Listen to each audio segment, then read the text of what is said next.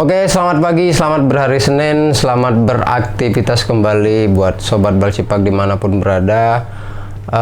Sebelumnya, saya pribadi sebelum membuka pembahasan tentang sepak bola dari lubuk hati yang paling dalam, mau mengucapkan sesama ojol, saya pun juga ojol, mengucapkan turut berbelasungkawa terhadap rekan-rekan yang berada di lapangan, terutama buat rekan kita sama ojol, Mas Afan yang meninggal dunia dalam peristiwa demo di Jakarta. Terus di Jogja kemarin juga ada berita bahwa ada seorang mahasiswa dari Amikom Yogyakarta yang katanya juga mungkin buat teman-teman dihimbau buat selalu berhati-hati, jaga diri masing-masing.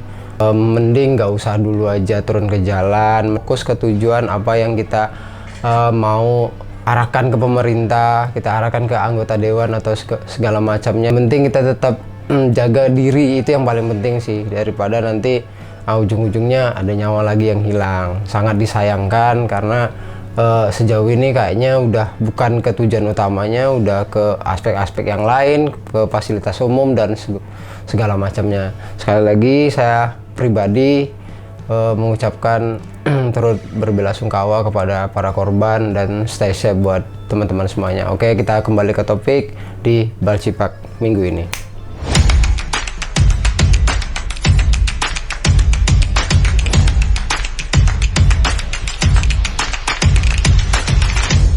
Oke, hari ini saya akan membahas akhirnya AC Milan di pertandingan kedua Serie A pekan ini bisa menang lah ya.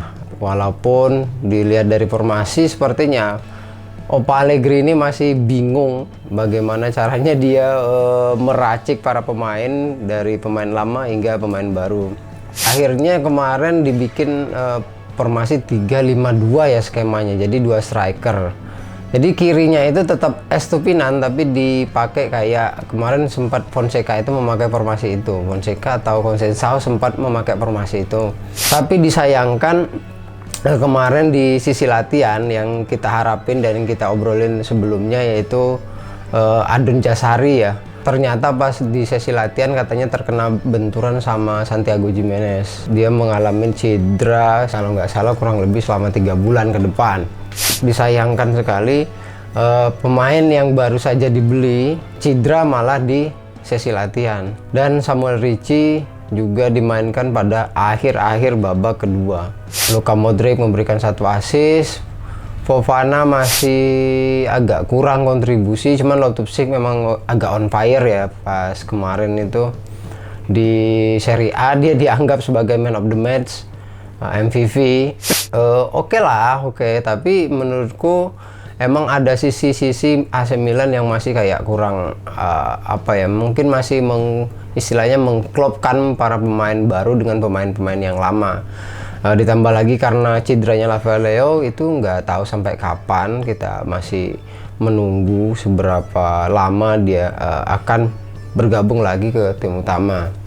Di babak pertama sebenarnya AC Milan itu udah menunjukkan sih kayak serangan bertubi-tubi, terlihat pada gol pertama melalui sundulan Matteo Gabbia, tapi sangat disayangkan ternyata sebelum terjadinya gol Matteo Gabbia terlihat di VAR itu mendorong salah satu pemain dari Lecce terlebih dahulu, jadi dianulir. Memasuki babak kedua, gol dari Santiago Gimenez juga dianulir karena terjadi offside. Tapi menurut saya sih VAR itu kadang ya sangat merugikan, ya kadang yang bisa jadi menguntungkan. Terlihat sekali sekarang mungkin cuman tangannya kelihatan lewat dikit doang itu udah dianggap kayak ya offside gitu loh. Dengan masuknya Christian Pulisic itu sangat kerasa sekali bahwa peran Christian Pulisic dari awal musim dia masuk ke AC Milan itu selalu ada kontribusi. Memang orang ini tuh sangat dibutuhkan walaupun kadang tetap masanya dia flop di pertandingan-pertandingan. Terus dia transfer akhirnya setelah kejadian Boniface yang gagal, sepertinya AC Milan sudah mencari akhirnya Christopher Nkunku dari Chelsea. Tiba-tiba aja itu beritanya nggak terlalu update, tapi tiba-tiba dalam waktu kurang lebih dari seminggu tiba-tiba udah here we go aja di Fabrizio Romano. Update terbaru katanya Adrien Rabiot juga akan ke Milan, mungkin mengingat ada berita terbaru bahwa si Yunus Musa akan pindah ke Atalanta. Mengingat juga Adon Jasari itu juga cedera. Tapi menurut saya pribadi untuk di sisi gelandang sudah sangat lumayan menumpuk. Ada Fofana, ada Loftus-Cheek, ada Luka Modric, ada Samuel Ricci yang memang kayaknya minim jam terbang nih. Ini kayak gimana nih? Sementara semoga di pertandingan ketiga nanti saya berharap Samuel Ricci bisa start dari awal pertandingan. Terus di back itu kita masih memakai ya skema yang lama. Akhirnya Tomori kemarin karena 3-5-2 itu ditarik ke belakang bersama Gabia dan Pavlovic, dan di kanannya itu ada Musa, di kiri Estupinan, di depan dua striker. Sepertinya kayak ada second strikernya sama strikernya Santiago Gimenez sama Salamaker. Tapi menurutku pas ketika main Salamaker itu tetap berada di sebelah kanan.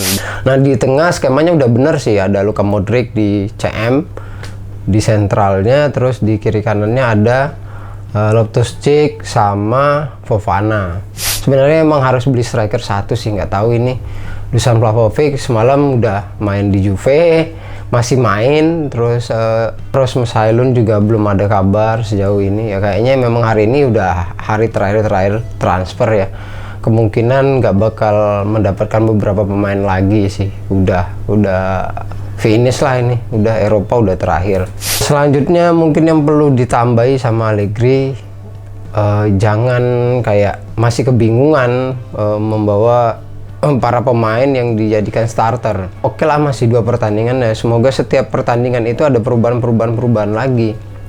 Jangan cuma mengandalkan pemain-pemain lama. Kasian udah dibeli, udah mahal-mahal kok nggak pernah dimainin ya kan. Sekarang kita akan update hasil pertandingan terutama di liga-liga Eropa, yaitu ada Serie A. Turut senang karena Inter kembali kalah di pertandingan kedua melawan Udinese. Juventus yang hampir nggak menang di menit-menit akhir. Terus ada Napoli yang kembali menang sekarang di puncak klasemen melawan Sassuolo. Roma juga menang. Lazio menang besar lumayan 4-0. Dan masih ada pertandingan-pertandingan yang lainnya. Mengingat ini akan memasuki jeda internasional, jadi kita akan melihat pertandingan lagi di tanggal 13 September.